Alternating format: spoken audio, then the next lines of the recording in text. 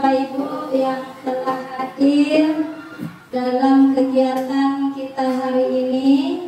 Mudah-mudahan acara ini berjalan dengan baik. Amin. Oke, ini kita hari ini adalah penyebaran pemahaman dan penerapan pengalaman budaya positif. Ya, menyebarkan pemahaman dan penerapan pengalaman budaya positif. Oleh saya sendiri. Oke, apa itu budaya positif? Nanti kita pahami bersama ya Bapak Ibu. Nah, konsep inti budaya positif yang akan disampaikan adalah ada 8. Pertama adalah perubahan paradigma belajar. Yang kedua, disiplin positif. Yang ketiga, nilai-nilai kebajikan. Yang keempat, kebutuhan dasar manusia. Yang kelima, motivasi perilaku manusia. Posisi kontrol guru, keyakinan kelas, dan segitiga restitusi. Nah Bapak Ibu, kita memasuki pembelajaran dengan paradigma baru. Nah kita kan sudah belajar terutama kelas 1, 2, 4, dan 5. Untuk kedepannya akan menggunakan kurikulum merdeka. Nah ini juga merupakan paradigma baru di dalam dunia pendidikan. Kita sama ketahui ada berapa profil pelajar Pancasila Bapak Ibu? 5 atau 6? Ada 6 profil pelajar Pancasila. Yang pertama adalah beriman dan bertakwa. Oke, beriman dan bertakwa kepada Tuhan Yang Maha Esa dan berakhlak mulia. Yang kedua, mandiri. Terus gotong royong dan kebenekaan global. Kreatif dan bernalar kritis. Alhamdulillah Bapak Ibu, kita sudah mengetahui 6 ya dimensi profil pelajar Pancasila. Nah, pembelajaran dengan paradigma baru merupakan pembelajaran yang dirancang berdasarkan prinsip pembelajaran berdiferensiasi. Nah, diferensiasi itu kita ketahui bahwa pembelajaran sesuai kebutuhan anak, sesuai bakat dan minat mereka. Sehingga para peserta didik belajar sesuai dengan kebutuhan berdasarkan tahap perkembangan sesuai dengan teori psikologi modern untuk mewujudkan profil pelajar Pancasila. Next, ini adalah miskonsepsi tentang teori kontrol. Ini ilustrinya seorang guru ya memegang kunci untuk muridnya. Ilusi guru mengontrol murid. Ilusi bahwa semua penguatan positif, efektif, dan bermanfaat. Kita merasa yang kita itu sebagai kuncinya, kita merasa kita ini sudah mengarah anak gitu kan, tetapi dengan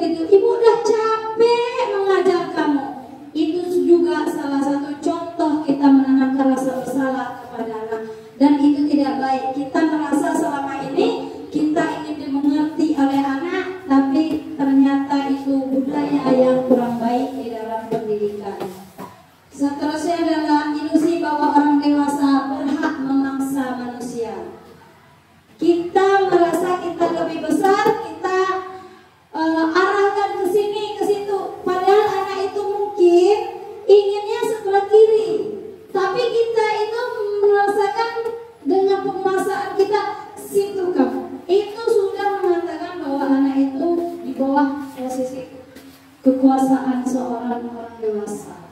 Yaitu miskonsepsi, bukan itu kontrolnya ya. Lanjut, ini contoh stimulus respon dengan teori kontrol.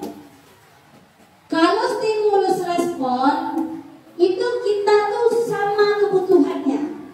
Tapi kalau kita kontrol teori kontrolnya, sebenarnya yang sebaiknya di teori kontrol ya Bapak Ibu. Nah, itu stimulus responnya. Karena biasanya selama ini Anak Ibu, ini tugas sama semuanya. Kalau untuk kedepannya harapan kita adalah kita berada di teori kontrol. Kita realitas kebutuhan kita berbeda. Bapak kebutuhannya beda nggak sama saya? Beda. Bapak juga kesukaannya beda daripada saya. Tapi seorang guru selama ini sama semuanya, mengatakan bahwa kita anak-anak itu sama keinginan, sama kebutuhan. Itu yang tidak baik untuk kita. Kemudian semua orang melihat hal yang sama. Kalau di teori kontrol, setiap orang memiliki gambaran berbeda. Itu misalnya beda pendapat. Wajar kita di dalam kehidupan kita juga berbeda pendapat ya Bapak Ibu. Nah, jadi di dalam diskusi juga kita ada beda pendapat ya. Jadi kita hargai perbedaan pendapat itu. Kemudian kita mencoba mengubah, kita lihat stimulus respon yang ketiga. Kita mencoba mengubah orang agar berpandangan sama dengan kita. Lanjut. Kita perhatikan stimulus perilaku yang keempat. Perilaku buruk dilihat sebagai suatu kesalahan.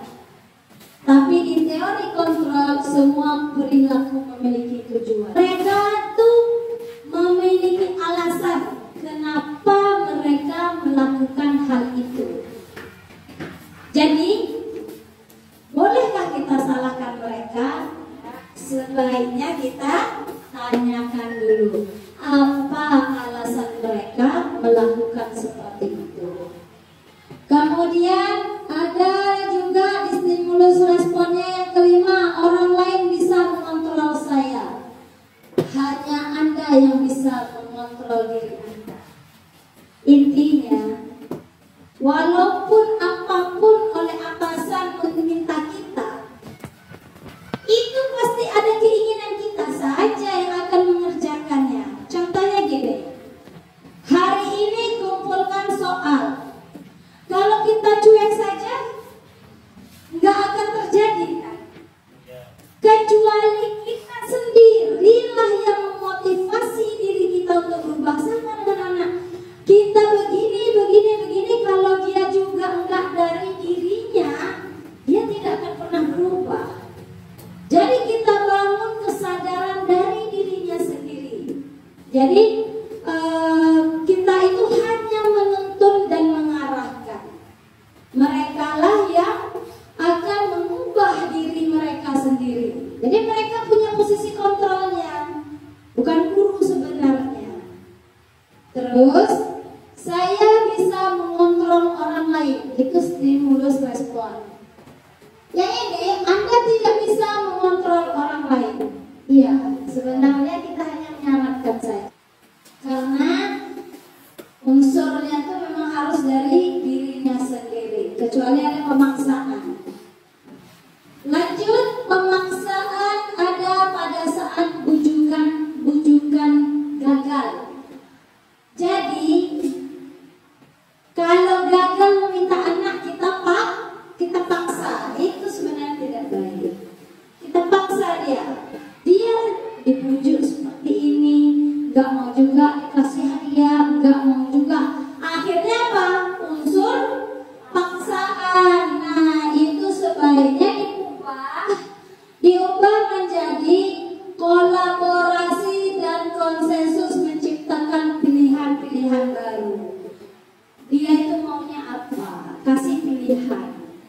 Kemudian model berpikir menang atau kalah. Kalau kita selama ini kompetisi, menang seperti ini, kalah seperti ini, ubah menjadi model berpikir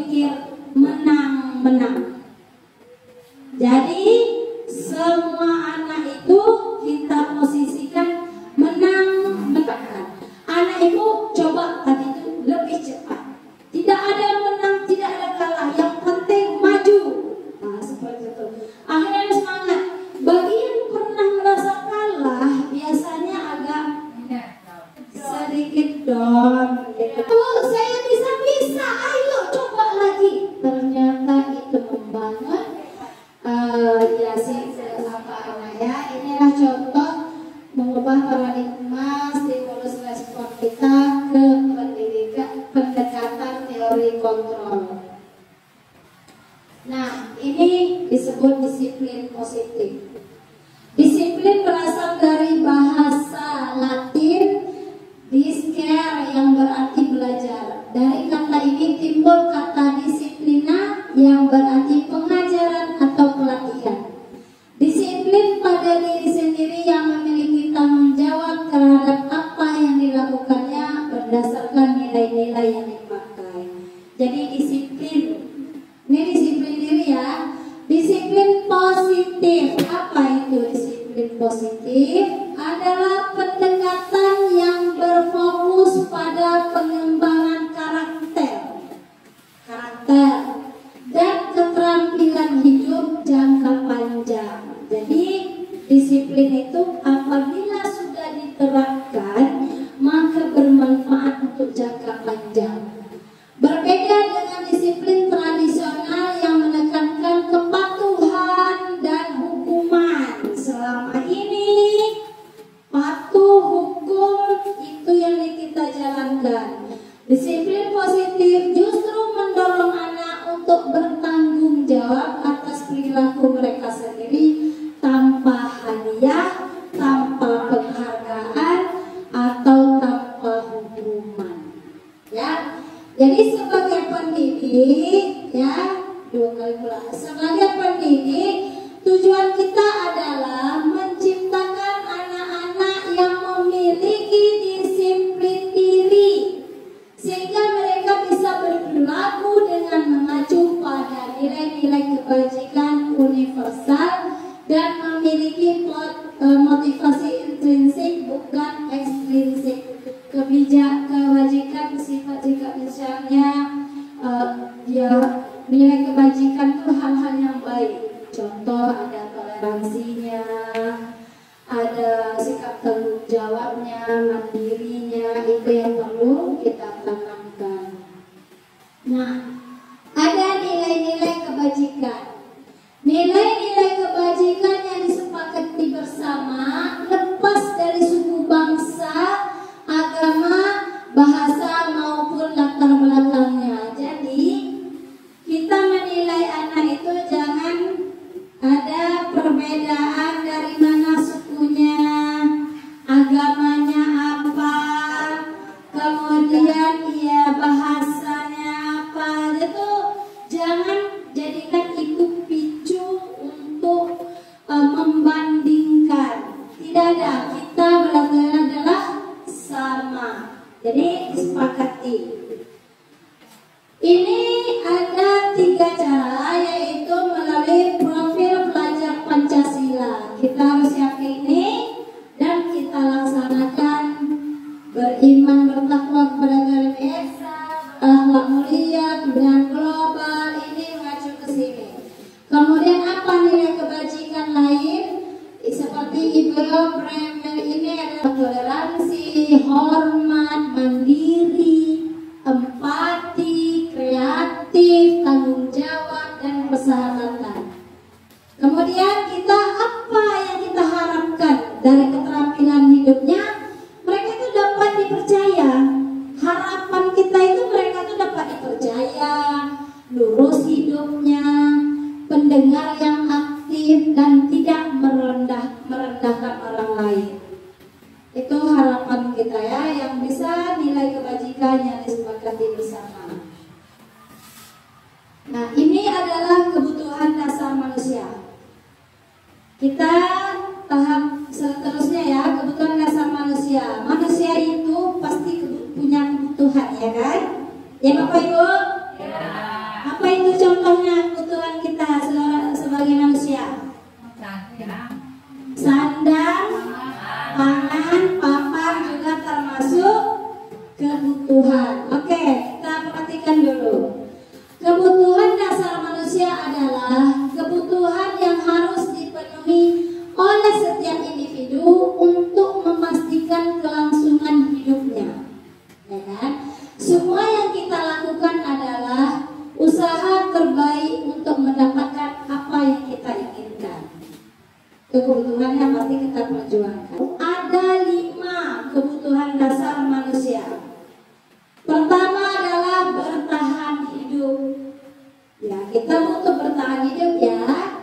Misalnya bersifat fisiologis, misalnya tuh kesehatan, butuh ya kan, rumah dan makanan. Ada makan kita bisa mati, ya kan Pak Pur? Iya. 2, kasih sayang dan rasa diterima. Ya kan? Kita untuk kasih sayang dari anak, dari suami, dari istri, dari seorang orang tua gitu ya, dari bapak dulu di sekolah, ingin kita dipenuhi kasih sayangnya dan ingin rasanya kita tuh ada keberadaan kita itu dirasa diterima. Ada terkadang anak itu kehadirannya itu buat kita apa? Jengkel. Ternyata itu ada keinginan mereka yang tidak kita kasihkan haknya. Yang ketiga, penguasaan atau kebutuhan pengakuan atas kemampuan. Nah, yang ketiga itu penguasaan. Kita ingin diakui gitu ya kan? Oh, saya bisa. Anak-anak tuh juga sama. Mereka juga sebagai manusia membutuhkan itu. Membutuhkan pengakuan. Contohnya, kamu bisa membaca. Kalau saya kebetulan berkelas 1 kan? Wih, pintar. Ingin diakui walaupun pujiannya seperti itu gitu kan? Kemudian ibu saya begini, terima semua masukan mereka itu, sehingga apa, mereka merasa mereka itu diterima oleh gurunya gitu. Lanjut yang keempat, kebebasan.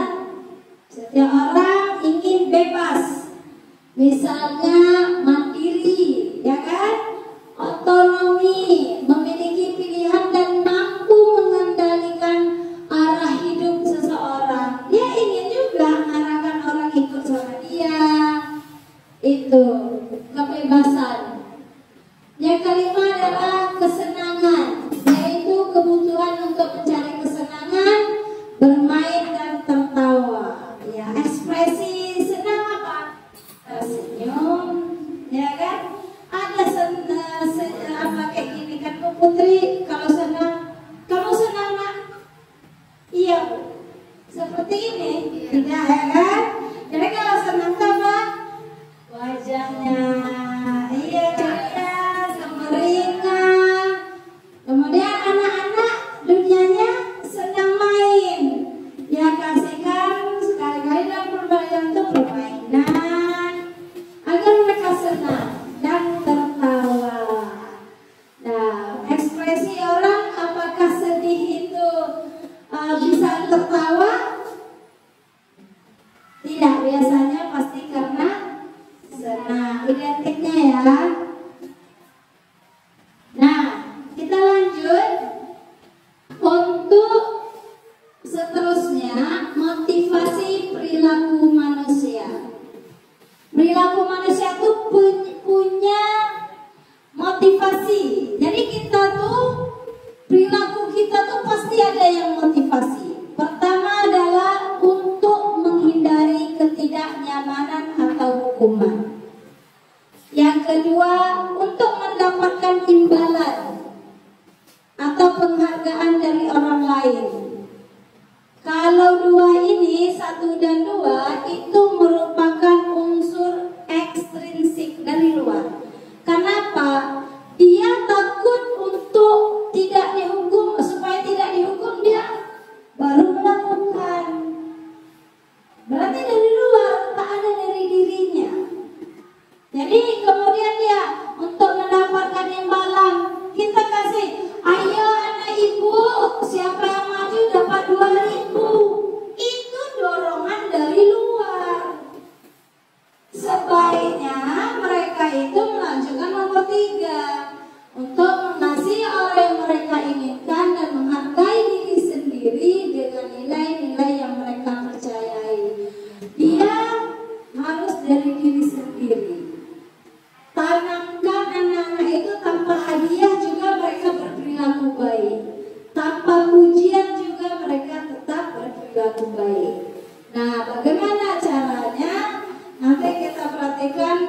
posisi kontrol guru. Oke. Kita masuk ke identitas gagal dan identitas sukses berdasarkan motivasi tadi. Ini Bapak Ibu perhatikan, nanti saya akan kasihkan sebuah pertanyaan. Itu apakah termasuk nanti nanti itu ada apakah itu posisi kontrol seorang guru sebagai teman, nanti seperti itu, tapi berarah dari sini berkelanjutan nantinya. Identitas gagal, kita hukuman. Perhatikan Bapak Ibu, ini hukuman. Hukuman, sesuatu yang menyakitkan harus terjadi. Kira-kira hukuman terasa menyakitkan sama anak kan Bapak Ibu? Iya. Konsekuensinya sesuatu harus terjadi. Yang ketiga, restitusi merupakan pilihan. Nanti kita akan mempelajari bahwa identitas sukses sebenarnya adalah pada restitusi. Ada 3 cara kita menangani anak yang bermasalah. Ini hati-hati Bapak Ibu, bahwa yang kita lakukan terkadang hukuman. Pertama, sesuatu yang menyakitkan harus terjadi.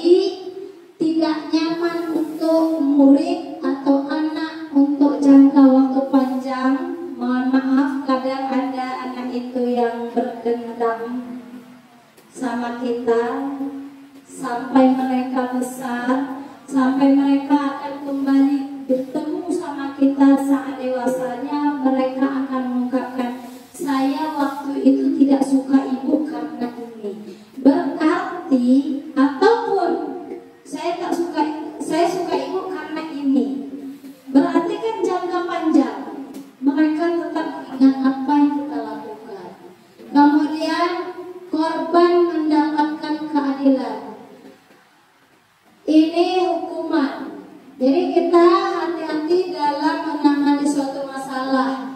Murid atau anak akan tersakiti kah? Perilaku pasif agresif yang meningkatkah? Sistem tidak akan berjalan bila murid itu tidak takut. Jangan tanamkan itu. Kita bilang kalau anak itu tak takut, tak jalan nih. Gitu. Kalau anak itu kita tidak tekan, tak jalan nih. Ternyata itu hukuman. Oke, lanjut. Oke, ini 5 posisi kontrol. Nah, di manakah kita Bapak Ibu rasa-rasanya di sini? Pertama ini penghukum. Ada 5 kita ini sebagai guru. Saya jujur, di antaranya banyak saya lakukan. Misalnya penghukum. Tapi ini ya kita nggak terlalu seperti itu. Tapi ternyata yang kita lakukan itu penghukum. Pertama penghukum. Kedua adalah membuat merasa bersalah. Ketiga sebagai teman. Keempat sebagai pemantau. Yang kelima adalah sebagai manajer. Oke, contohnya pahami. Nanti ada kuisnya loh. Contoh penerapan 5 posisi kontrol. Kasusnya, ini sering terjadi nih kasusnya di kalangan kita di kelas. Siswa tidak membuat tugas yang telah diberikan. Nih, baik itu PR, baik itu latihan di kelas, tak siap, itu banyak kendalanya. Kita bilanglah, kamu tak selesai. Hormat bendera sana. Kemudian kita bilang, kutip sampah dulu. Itu ke kamu karena tidak tadi tak buat PR itu, kamu itu ibu dan cepat-cepat ambil sampah 5. Walaupun kegiatan yang kita lakukan itu positif, tetapi karena ada isu sebelumnya adalah karena dia tidak membuat tugas, maka itu dikategorikan sebagai penghukum. Yang kedua, membuat rasa bersalah. Kita tanam kepada anak.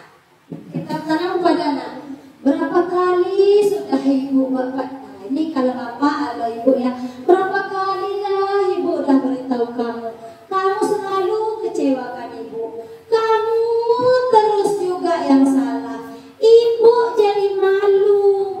Nah gitu, lihat guru-guru lain, perhatikan kamu terus, kamu terus.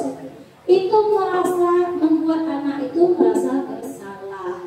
Itu udah ditanam bahwa mereka tuh terus bersalah sampai ke seterusnya. Nah, bagaimana dengan ini? Tadi kan ada 5. Pertama, penghukum. 2, pembuat merasa bersalah. Yang ketiga, sebagai teman. Rasanya nih, pernah sih kita di sini ternyata ini juga belum kategori baik, Bapak Ibu, menganggap anak itu teman. Ini ya, kita merasa kita menghargai mereka tuh rasanya tuh sudah, oh ini saya sudah posisi yang bagus, gitu ya. Contoh ya, ayolah nak, kerjakan, ikutilah aturan sekolah. Ya sudah, hari ini nggak apa-apa, ya kan? Kita merasa teman nih. Ya udah nak, hari ini tak apa-apa, besok tidak lagi ya. Itulah bahasa kita yang sering kita ucapkan kan.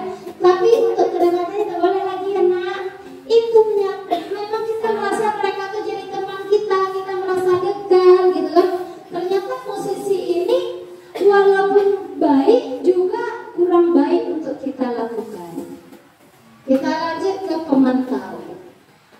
Ke pemantau kita bisa posisikan diri kita juga sebagai pemantau. Sama dengan kepala sekolah, apabila terjadi kasus-kasus yang terjadi di sekolah, walaupun terhadap anak didik mungkin guru tidak bisa menangani, maka kepala sekolah sebagai stakeholder-nya bisa ngambil posisi sebagai pemantau. Seperti apa? Nih, enak ya kalimatnya, karena nanti saya akan uji Bapak Ibu dengan kalimatnya. Kamu sudah melanggar peraturan sekolah. Dia ngasih penguatan. Dia menyadarkan kita. Kamu sudah melanggar peraturan sekolah nak. Kamu tahu kan konsekuensinya kalau kita itu bersalah. Dia ngajak seperti itu. Kemudian ya sudah, kerjakan tugasnya lagi. Bukan berarti dia bilang suruh ambil itu, ambil ini, dikerjakan itu, kerjain ini, enggak. Tapi ya udah, ini kamu tahu kan konsekuensinya. Nah, diajarkan balik mereka berpikir. Kamu kan udah tahu tuh kesalahan kamu. Seperti itu. Ya sekadar seperti itu dia, ayo tugas kerjakan lagi ya, seperti itu pemantaunya. Kemudian bagaimana dengan manajer? Nah, kalau kita sebagai manajer, pertanyaannya berubah. Kita balikkan ke dia. Apakah kamu tahu apa kesalahan kamu? Bangkitkan kembali. Kita nggak tahu, dianggap ini manajer nih, kita tak tahu dia salah itu, anggap aja kita tidak tahu. Padahal kita sudah tahu, tapi ajukan kembali supaya mereka menjawab. Kemarin ada contoh berita, nah, kamu tahu nggak kamu salah apa? Nah, itu sudah manajer. Ya, apakah kamu tahu nah apa kesalahan kamu? Jawab, ya kan? Kemudian bagaimana cara kamu memperbaikinya? Hanya dia akan menjawab sendiri. Nah, bagaimana dia mencari solusi? Dia akan tahu kesalahannya, menyadari dia itu salah, kemudian dia akan tahu solusinya. Nah, itu yang diharapkan sebagai guru. Guru itu sebaiknya di posisi manajer. Nah, dalam pembelajaran. Ayo kita jawab. Ya, silakan Bapak Ibu. Itu pertanyaannya. Kamu nih salah terus melakukannya. Memantau? Alasannya Pak? Memantau karena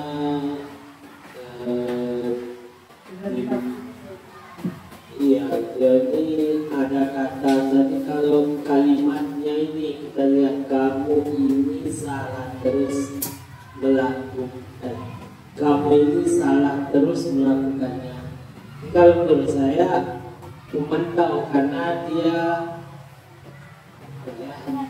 menekankan kepada diri itu untuk bersalah, gitu aja. Terima kasih Pak. Oke Bu Heri, sepertinya tadi berbeda ini. Tadi kan dikatakan tadi ada sebagai teman, ada memantau, ada manajer terakhir, sesuatu apa begitu? Yang dia mengatakan Membuat rasa bersalah. nah itu dia, membuat rasa bersalah. Membuat rasa Bersalah. bersalah. Kita lihat ya, apakah benar? Apakah benar? Di sini hukum. Kenapa dia sebagai hukum? Kita menekan. Seperti Bu Heri, sepertinya tadi mengucap itu, kemudian mulai berkelahi. Kenapa? Karena di sini kita sudah mencas seorang anak itu terus salah.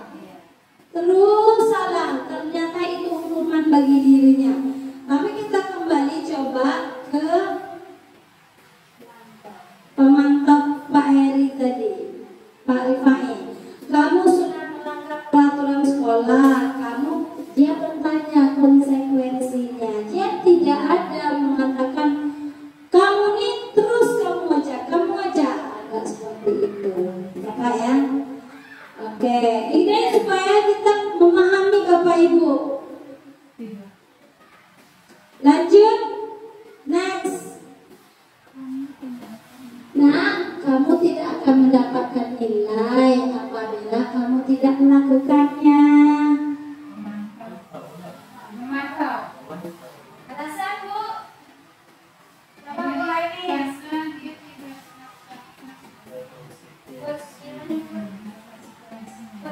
Memantau karena dia tidak meninggalkan. Karena dia namanya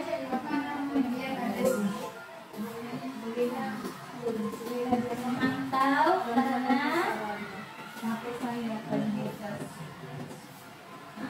ada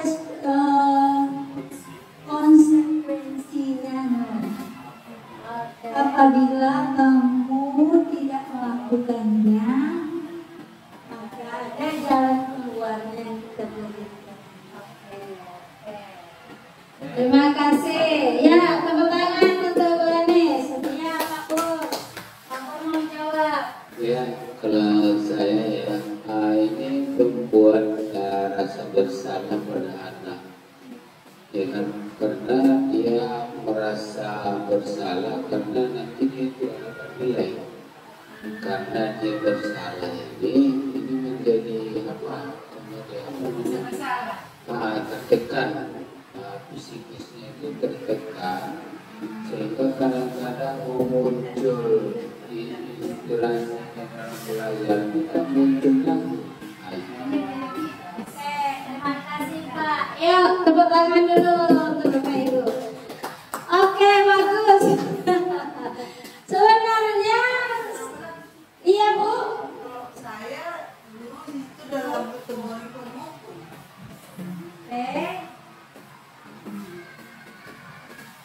Kalau menurut saya di situ guru termasuk dalam kategori penghukum.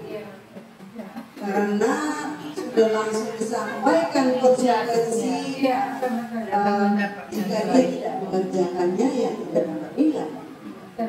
Berarti konsekuensinya tidak dapat nilai. Oke. Berarti penghukum.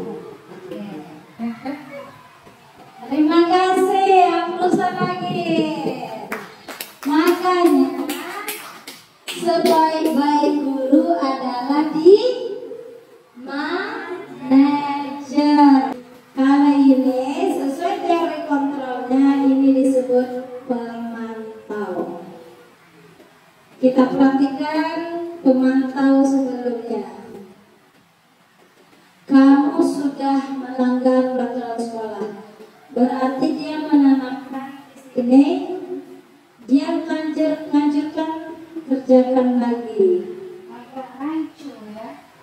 Nah, karena ini dari teori kontrolnya mengatakan dia memantau. Kamu tidak akan dapat nilainya apabila kamu tidak lakukannya. Ambil.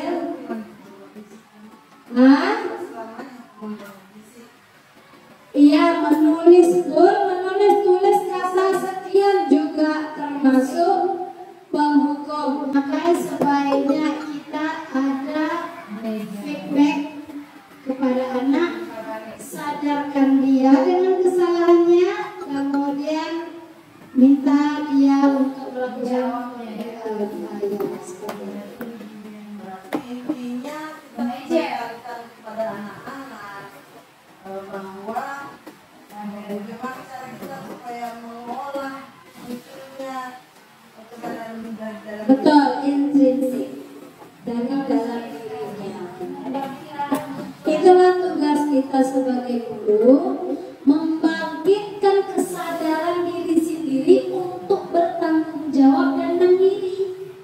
Nah, itulah konsepnya. Nah, kita lanjut ke keyakinan kelas. Pembentukan keyakinan kelas. Bapak Ibu sudah melakukan keyakinan kelas atau kesepakatan kelas?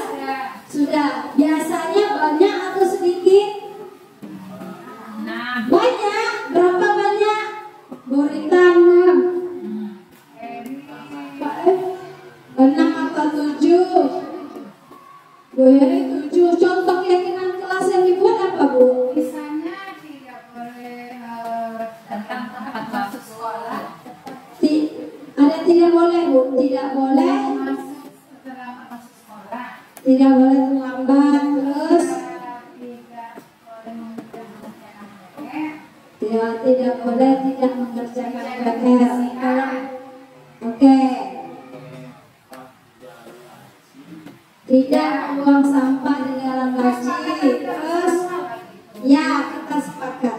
Nah, kita di dalam membuat keyakinan kelas itu dilarang dengan kata tidak boleh atau dilarang. Itu tidak boleh karena kita praktikkan di sini dia bersifat abstrak, kita tidak tahu kapan kita bisa laksanakan. Kemudian pernyataannya positif. Tidak boleh mengatakan tidak boleh membuang sampah di dalam laci.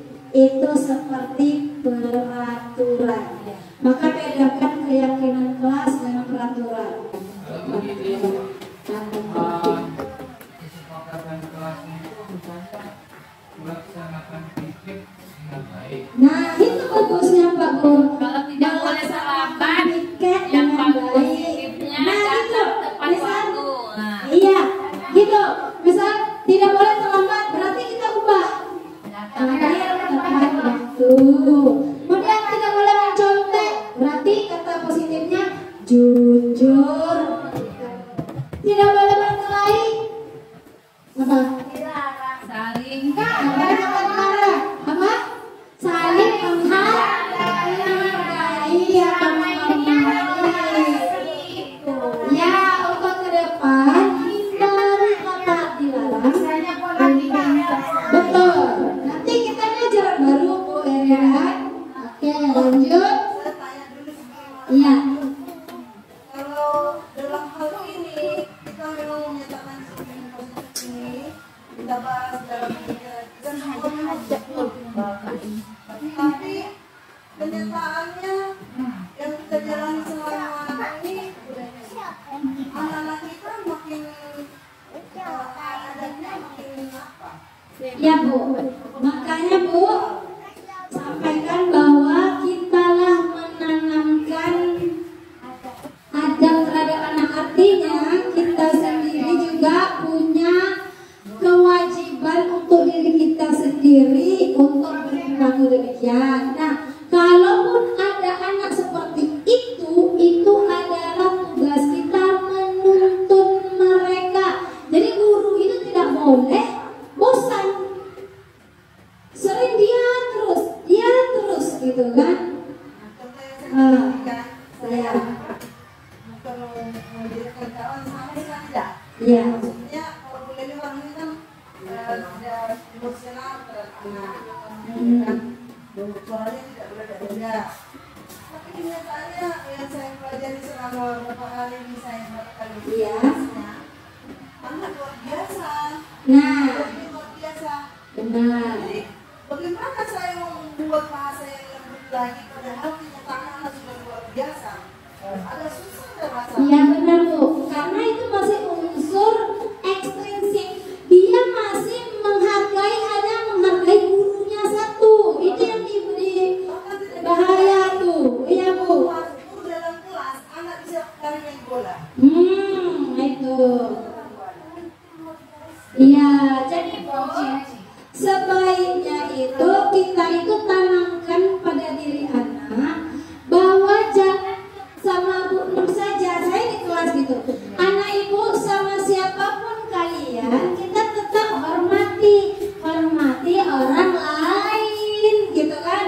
Kemudian apabila sama Bu Nur kalian duduk baik, perilaku baik. Pas guru lain masuk, juga kalian harus berperilaku baik. Itu terus ditanamkan kepada anak kita.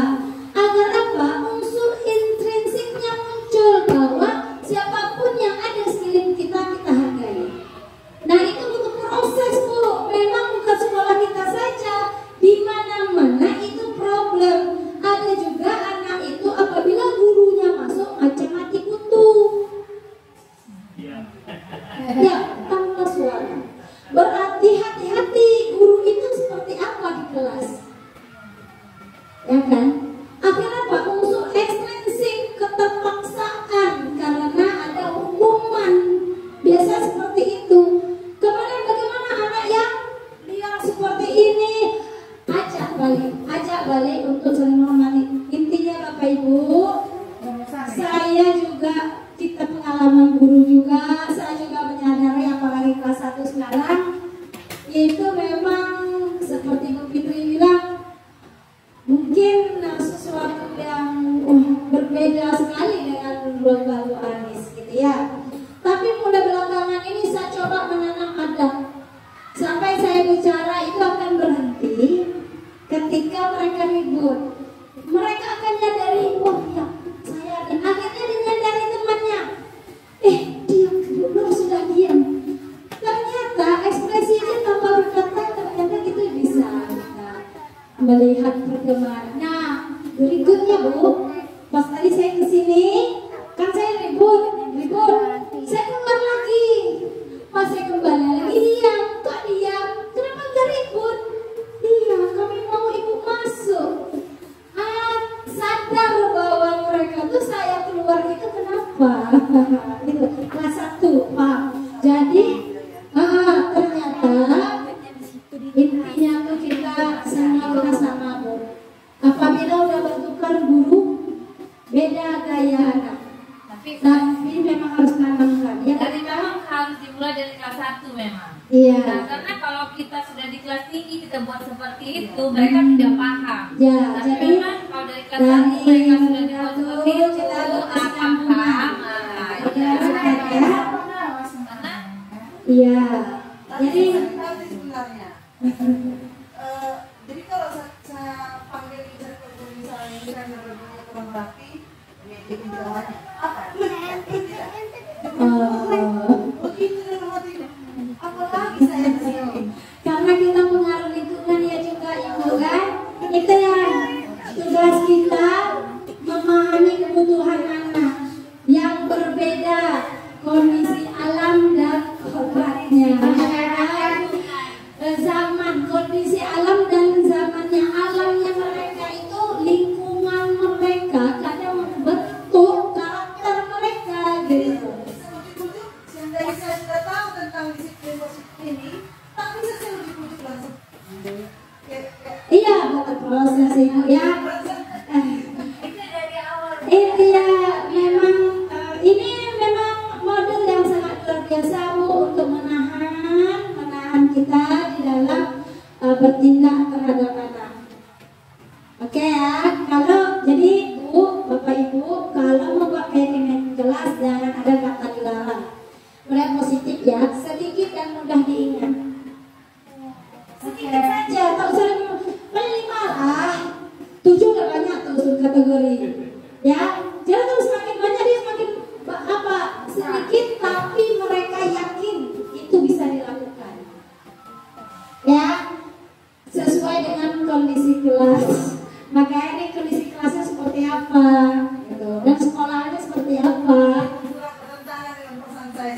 Ya. Oke, kita lanjut segitiga restitusi. Segitiga restitusi ini adalah apa? Bagaimana cara kita menyelesaikan sebuah kasus di sekolah? Nah, kita banyak kasus kan di sekolah. Apapun itu bisa kita gunakan daftar pertanyaan restitusi ini, yaitu suatu proses dialog dan yang dijadikan oleh guru agar dapat menghasilkan murid yang mandiri dan bertanggung jawab. Ingat bahwa restitusi ini dialog kita sama anak untuk mereka tuh menanamkan tanggung jawab dan mandirinya. Pertama adalah menstabilkan identitas. Nah, setiap orang itu pernah melakukan kesalahan. Nah, kita tanamkan seperti itu sehingga mereka tidak merasa minder. Tapi kita arahkan lagi, dan kamu satu-satunya bukan orang yang bersalah. Jadi jangan kamu terus, itu berarti menekan. Kita stabilkan identitas itu artinya kita tanamkan bahwa kita semua ini punya kesalahan, sehingga dia merasa bahwa dia dihargai. Lanjut kita validasi tindakan yang salah. Nah, kamu melakukan itu tadi pasti ada alasannya. Nah, seperti itu. Dia kita gali. Iya Bu, tadi dia duluan pukul saya Bu. Terus kamu apakan dia? Saya balas enggak Bu? Pasti balasan kamu lebih keras dari teman kamu tadi kan? Iya sih Bu. Ya akhirnya berkendali sendiri gitu. Nah, adakah yang cara lebih efektif mendapatkan seperti ini? Seharusnya tuh kira-kira nih kalau dia udah pukul kamu tuh ada nggak cara yang lebih baik daripada itu? Nah, misalnya lapor ke guru Bu, bisa dia jawab sendiri. Iya, daripada kamu pukul dia, bagus kamu lapor ke ibu, ya kan? Nah, itu yang kita tanya dulu. Yang ketiga, menanyakan keyakinan. Kamu tadi itu tak mengerjakan tugas, tahu nggak kamu kesalahannya apa? Nah, keyakinan kelas kita yang mana yang tak kamu lakukan? Ya kan? Jangan. Kemudian kalau kamu tadi berdoa itu keyakinan kelas apa yang tidak kamu lakukan?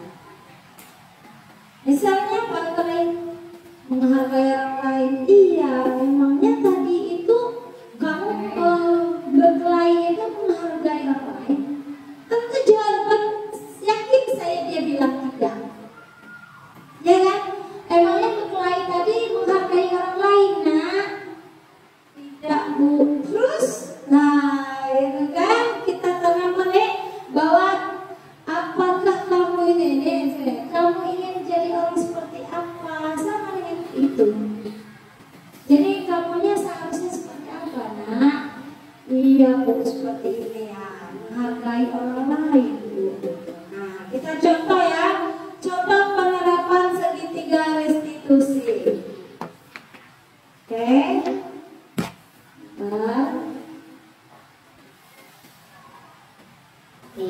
Tidak terima jika bukunya dicoret oleh teman sebangkunya. Ia merasa marah sekali dan tidak bisa menahan emosi sehingga ia melempar buku temannya. Berikut adalah skenario penyelesaian masalah menggunakan segitiga restitusi. Perhatikan ya detik-detiknya.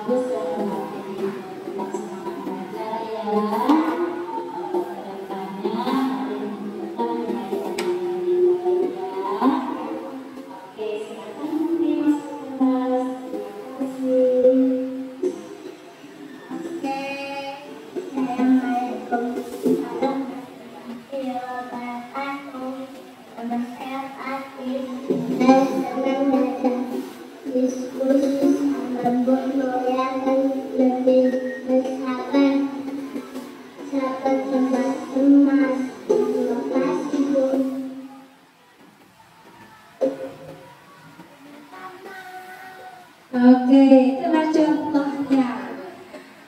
Mereka kelas 1 juga lugu-lugu gitu kan. Kalau bertanya, itu karena mereka sudah tahu tentang keyakinan kelas. Karena di awal-awal pembelajaran dulu pernah membuat keyakinan kelas atau kesepakatan kelas. Oke, kita sudah berada di penutup. Oke, saya menutup nih. Dalam penerapan disiplin positif, hendaknya guru kita ini memiliki standar kepribadian. Kepribadian kita punya standar profesional dan sosial yang baik. Profesional dan sosial yang baik, di mana guru mampu merefleksikan dirinya. Kita harus refleksi diri Bapak Ibu dalam mengajar, dalam berteman kita sesama guru, kita refleksi diri kita.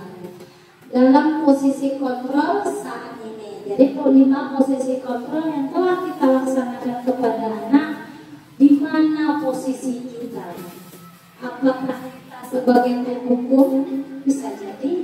Apakah kita sebagai rasa bersalah? Yang ketiga, sebagai teman, sebagai pemantau, atau pernah kita sebagai manajer. Saya yakin Bapak Ibu semuanya klub 5 itu pasti pernah melakukannya. Ya, oke, lanjut. Bagaimana perjalanan diri kita ini sebagai among, ya, sebagai contoh, sebagai teladan, atau sebagai manajer yang menuntun murid kita ini menjadi insan yang mandiri, merdeka, dan bertanggung jawab sesuai dengan standar pendidikan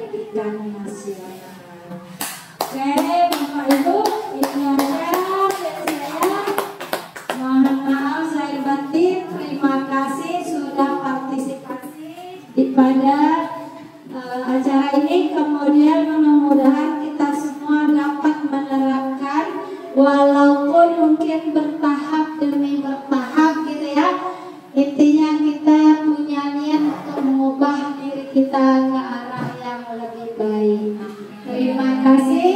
Wassalamualaikum warahmatullahi wabarakatuh. Terima kasih juga tambah ilmu dalam waktu yang singkat.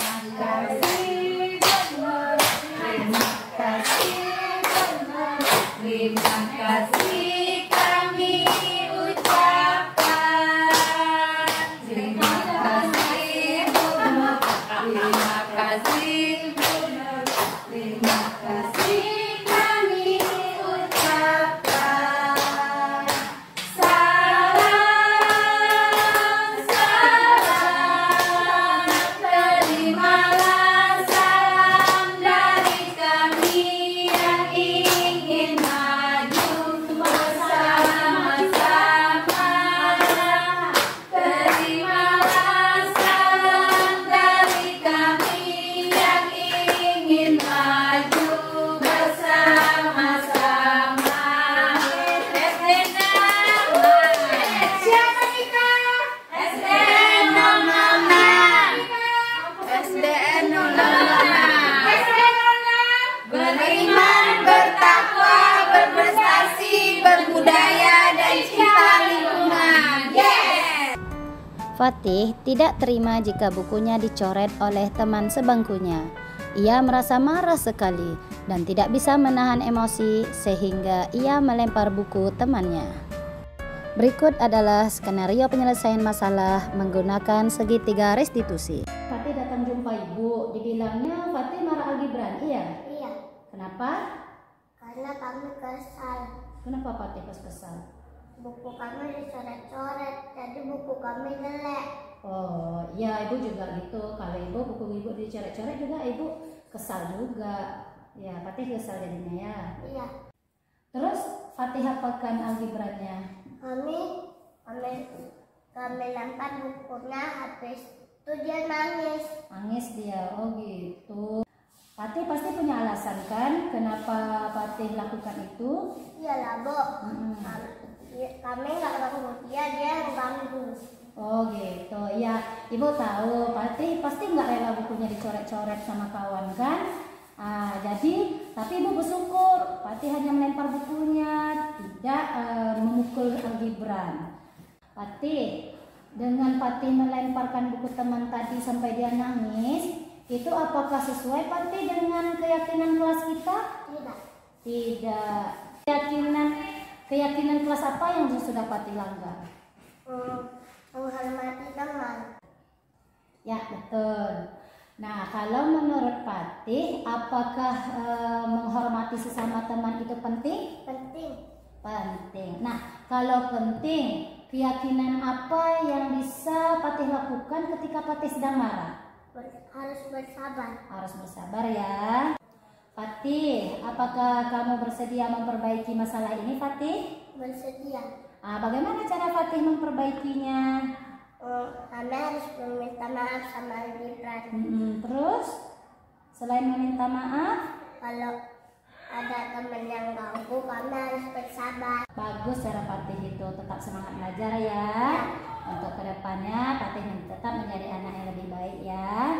Oke, silakan Fatih masuk kelas. Terima kasih.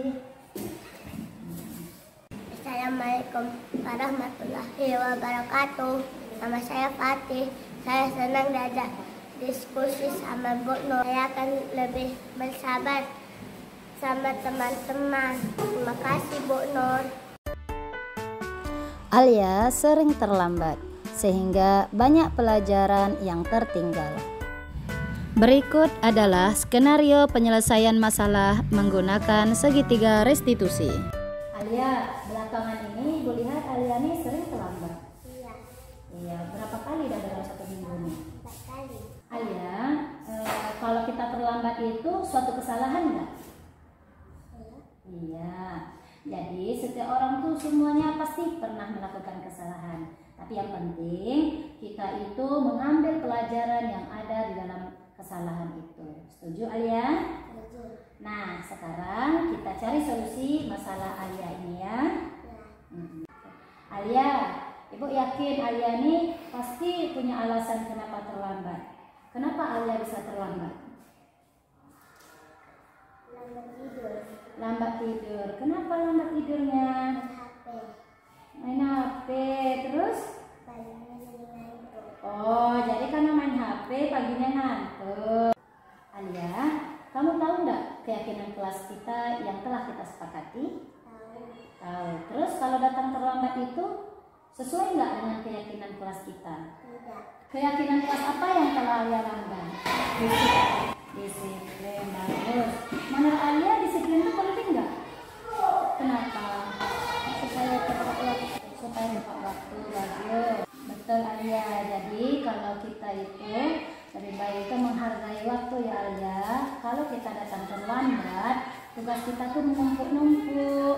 Nah, jadi juga kita jadi tidak menghargai orang lain, gitu ya Alia. Oke,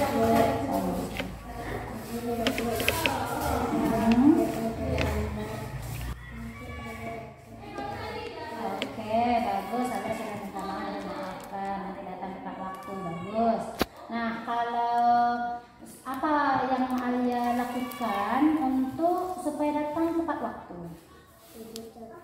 Tidur cepat supaya paginya nggak ngantuk ya. Oke Alia, Alia sudah tahu kan solusinya agar Alia itu tidak terlambat lagi datang ke sekolah. Nah, nanti Ibu juga minta kerjasama orang tua Alia untuk membangunkan Alia agar cepat datang ke sekolah dan tidak terlambat lagi. Oke Alia? Sama-sama, silakan kembali ke kelas. Assalamualaikum warahmatullahi wabarakatuh. Nama saya Alia, kelas 1B. Terima kasih sudah diajak diskusi. Saya sudah menemukan solusi kesalahan saya. Saya akan kerja cepat dan datang tepat waktu. Terima kasih Bu Nur.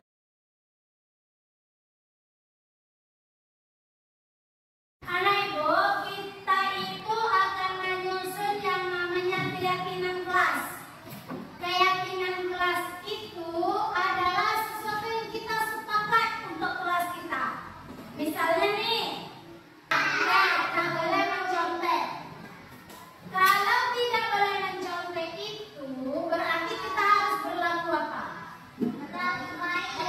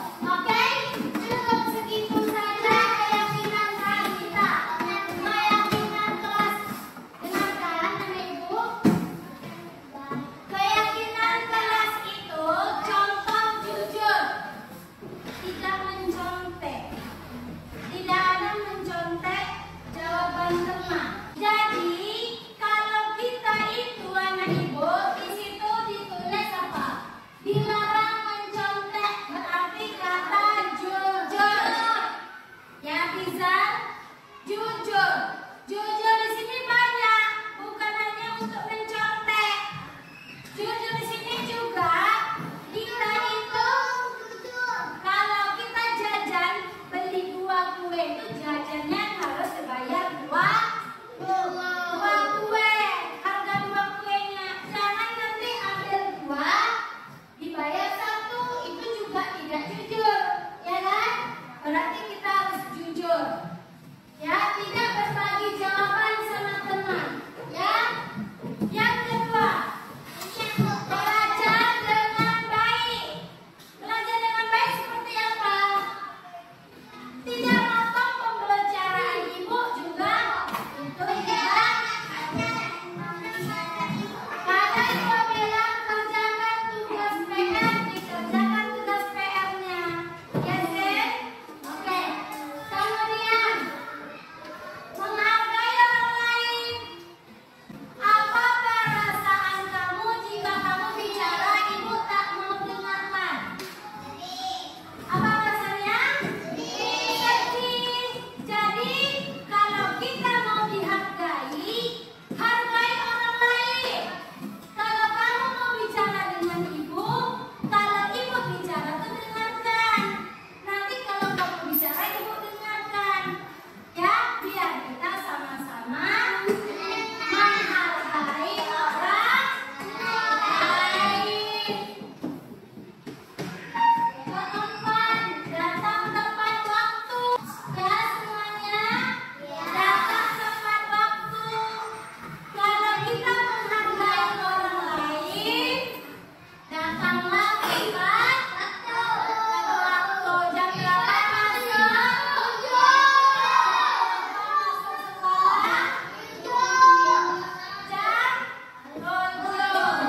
Terus yang kelima, sabar. Ada ibu sepakat kita sabar. Ya, kita harus sabar. Misalnya Haris memukul Alia, bolehkah Alia membalas? Tidak boleh dulu, sabar. Sampaikan ke Bu Nur ya. Haris juga kita harus menghargai orang lain. Ya, menghargai orang lain itu dengan cara tidak memukul kan? Ya. Ya, kalau kita semuanya baik, kira-kira ada masalah nggak? Tidak. Jadi kita itu sama teman harus berbuat yang baik, sabar, menghormati teman, menghormati guru dan nabizat. Tokoh-tokoh memancing keributan, kita menghargai ibu. Main-main bicara sama teman itu tak menghargai ibu. Memotong pembicaraan. Kalau guru bicara, dihargai dulu dengan cara tidak boleh memotong pembicaraan guru. Kecuali ibu bilang, silakan semua jawab, itu harus jawab. Pasti jawab. Ibu ajukan pertanyaan, kita harus jawab apa yang disampaikan ibu. Ya kan, Zek? Jadi jangan memotong pas ibu menjelaskan pelajaran, kalian tak menghargai, main di belakang, melukis, lari-lari, jalan, bicara sana sini, berarti ibu tidak menghargai ibu. Dengan sikap yang baik. Gitu, oke?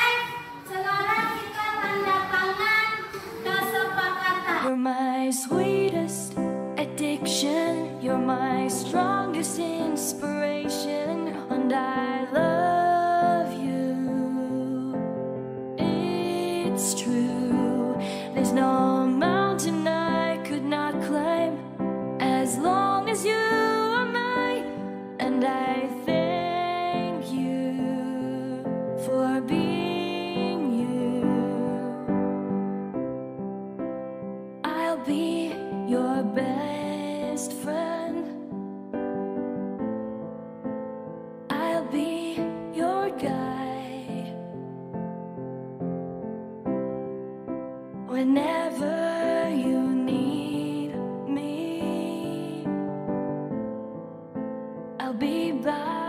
your side. I love you more and more and more each day. I love you more and more and more than I can say. You're my sweetest addiction, you're my strongest inspiration, and I love you. It's true, there's no mountain I could not climb as long as you are mine, and I thank you for being you. Been waiting for you all my life. You are my dream come true. You're the light in the dark, unsad world of mine.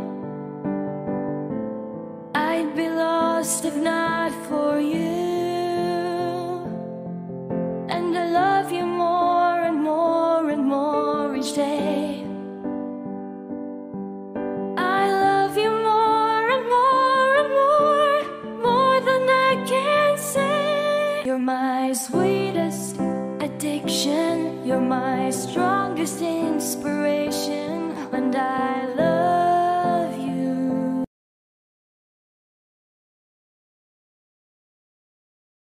Saya senang diajak diskusi. Saya merasa senang diajak berdiskusi. Halo, nama saya Fatih. 1B. Penting agar disiplin. Halo, nama saya Raihan, kelas 1B. Sangat penting agar selalu lebih baik.